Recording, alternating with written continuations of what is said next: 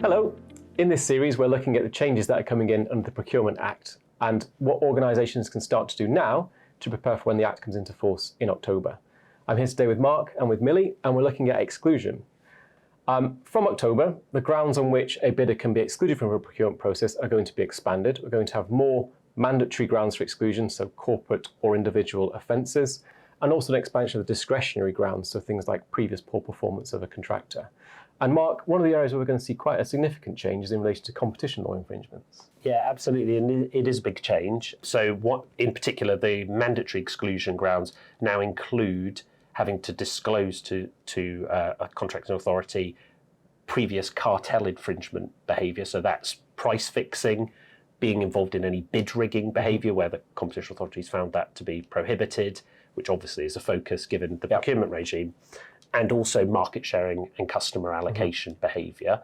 In addition, as you mentioned, under the discretionary grounds, even potential or suspected breaches of competition law will now be disclosable. Yeah. And Millie, it's not necessarily the case that if someone is in the situation of a ground applying that they will automatically be excluded.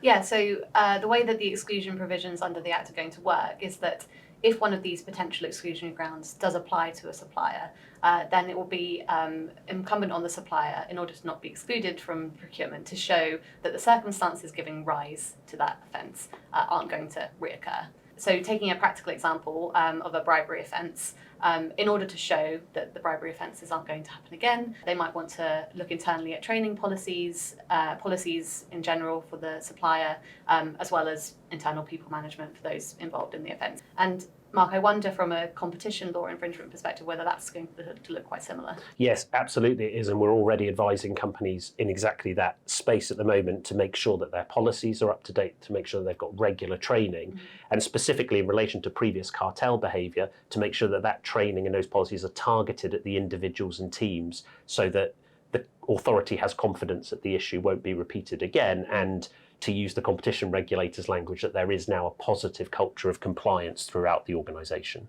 Yeah, and critically, I think it's important that that's all documented one place, so you have it's readily accessible when you need to show it in any given procurement. Yeah, absolutely, particularly for companies who are regularly involved in competitive procurement processes.